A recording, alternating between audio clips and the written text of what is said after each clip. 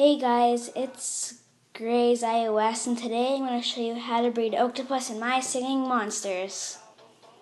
So wait for it to load up.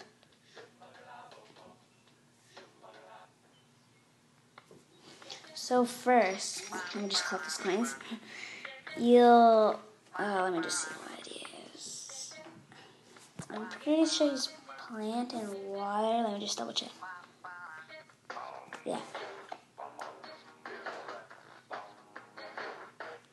So you're going to need a pot belly leveled up to at least level 4 and a toe jammer leveled up to at least level 4.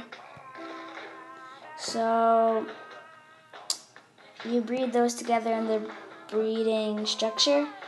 Then your time should be not this, it should be 07:59:59.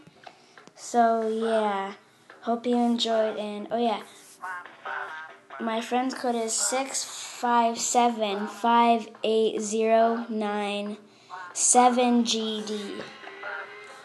Hope you enjoyed this video. Bye.